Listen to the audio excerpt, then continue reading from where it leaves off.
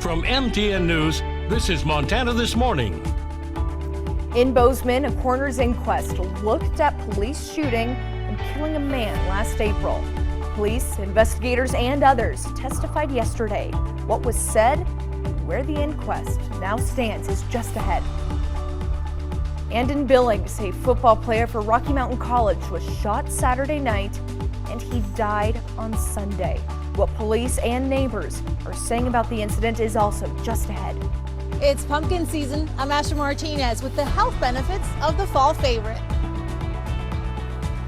Don't tell Chet we're running that story. We're running a pumpkin season. He's not going to be very happy. 6:30 on this Halloween spooky edition of Montana This Morning. Jane McDonald, but we're not Jane today. We are Taylor Swift and Travis Kelce. Yeah, that's right. It's Halloween. What's going on? Yeah. Happy Halloween, everybody. And weather-wise, you shouldn't have to add too many layers on to any costumes today. Yeah, Travis and Taylor will warm it up anyway, so Yeah. we'll be good. The party's always kicking with Taylor and Travis. Let's shake it off. That's right. Temperatures into the teens this morning. It is cool in the morning. The afternoon should warm up. A lot of our daytime highs, the predicted daytime highs, depend on getting rid of snow.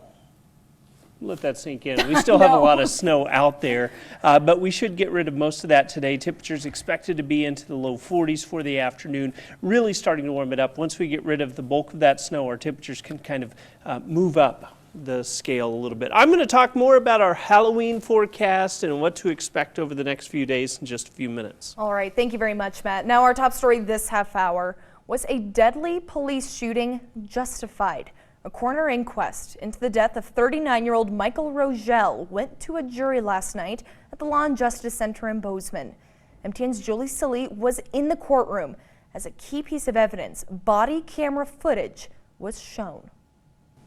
Jurors gathered in a courtroom at the Law and Justice Center in Bozeman to review the officer-involved shooting that ended in the death of 39-year-old Michael Rogel. And the jury found Rogel's death to be justified. On April 3rd, officers responded to a call on Bungalow Lane stating Rogel had a shotgun and believed people were on the way to kill him. When officers arrived, Rogel allegedly drove off and became stuck in the snow on Greenmore Court. This body cam footage presented to the jury shows exactly what happened that day. The footage shows officers trying to de-escalate the situation, asking Rogel to keep his hands up and off of his firearm for about 30 minutes.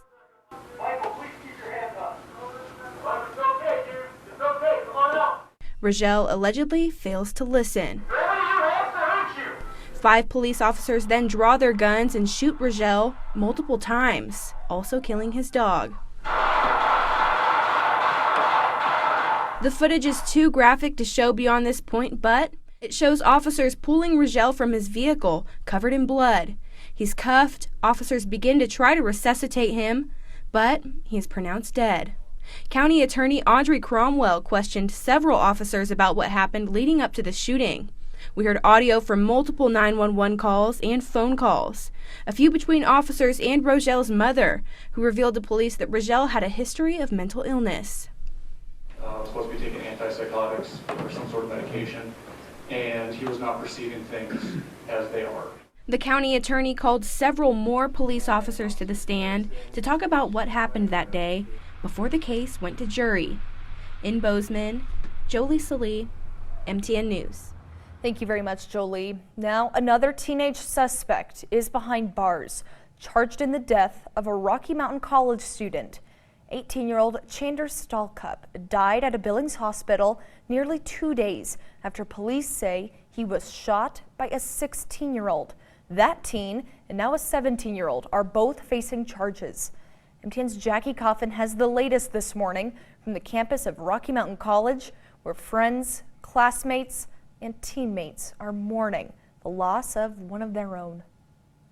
The Rocky Mountain College campus is quiet Monday after a violent incident hit the Batlin Bears community hard. The loss of a freshman football player after a weekend shooting. Melted candles and flowers line the base of the iconic Bears statue at Rocky Mountain College. Remnants of a candlelight vigil held Saturday for 18-year-old Chandler Stalcup. Those tributes a stark contrast to this. Gunshots that started it all. No one was hit when shots rang out on 15th Street around 3 a.m. Saturday, but as officers were responding, it happened again. More gunfire, this time on the 900 block of Poly Drive, where the 18-year-old defensive lineman was shot. He was someone that I looked up to on and off the field. Taino Morales was one of Stahl Cup's high school teammates in Crystal River, Florida, where the 16-year-old first met Stahl Cup 3 years ago. On the field, he was strong. He didn't care about what else happened. He just wanted to focus on his craft. And, off the field, just him being a family person, that kind of rubbed off on me. And Morales is one of the many now trying to make sense of the senseless. While police have yet to release a possible motive for the shooting, 2 teens are now in custody. The 16-year-old who police say fired the fatal shots, and now a 17-year-old charged with deliberate homicide by accountability. A shooting that has left many struggling, both here at Rocky, where sports activities remain postponed, to Clear River, Florida, Stahl Cup's hometown, a community remembering the 18-year-old as a leader and friend. Honestly, I want people to realize how talented of a young man he actually was. He was very strong. He was passionate about the sport of football, and he loved his family. He loved his family a lot. In Billings, Jackie Coffin, MTN News. And this week at MSU, the Climate Solutions Group will be holding its 2nd annual Climate Week. Faculty, students, and the community will come together all week long to promote nonpartisan learning and engagement around climate change impacts and solutions. The group will hold talks, show films, and host musical performances. It's free to the public, and the group says it hopes to encourage the university to adopt decarbonizing policies and strategies. And a Billings elementary school teacher is enriching her classroom with culture through language. MTN's Augusta McDonald takes a closer look. One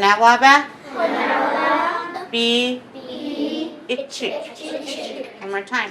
Miss Leslie Talks Different has a Class 7 certification to teach Absalica language. There was one day where I was talking Crow to the kids and they're like, "What is that? What are you saying?" With piqued interest, her 2nd grade class at Poly Drive Elementary is diving right into learning it for themselves. Balasha. And then they say their name, Hook. Hook means like it is. I gave several students a pop quiz. Can you introduce yourself for me? Balasha Callan Hook. Balasha Isabel Hook. Balaja Jovala Hook. Looks like they get straight A's. It broadens their horizons. It broadens their curiosity, and also it closes that gap, that diversity gap, that cultural gap. She's pushing back against the declining number of fluent Absalica speakers. We are losing our language, and it's really important that we bring it back, whether they're Crow or non-Crow. This class is up for the challenge. Most of the sounds are the same, but there's some letters that they don't use, some words that they don't use. It's really interesting. The lessons don't stop at the classroom door. Oh, they love it.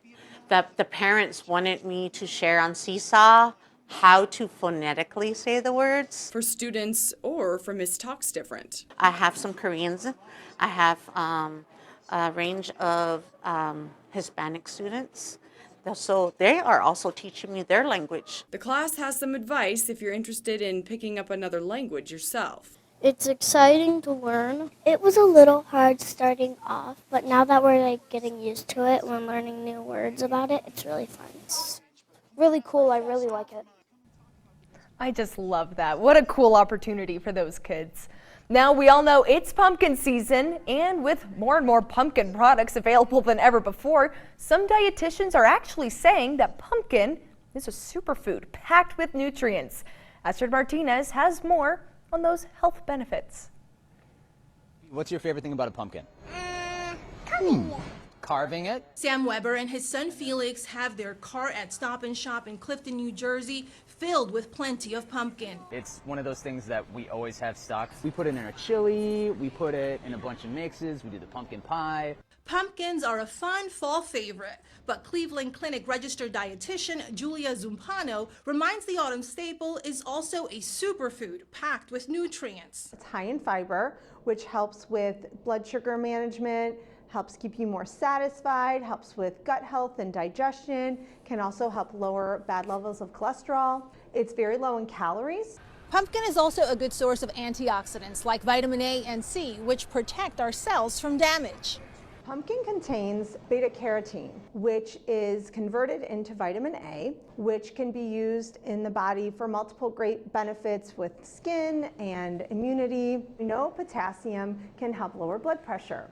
Zumpano says it's easy to incorporate more pumpkin in your diet, from muffins to pancakes or breads. Canned pumpkin on its own with no other added ingredients can be added into our foods, but you want to avoid purchasing foods that may have a lot of sugar or added fats that are pumpkin flavored. They may not actually contain a significant amount of pumpkin. And don't forget the seeds. Pumpkin seeds contain a lot of fiber and protein and are also a good source of vitamin E and zinc, which can also help with immune health. Astrid Martinez, CBS News, New York.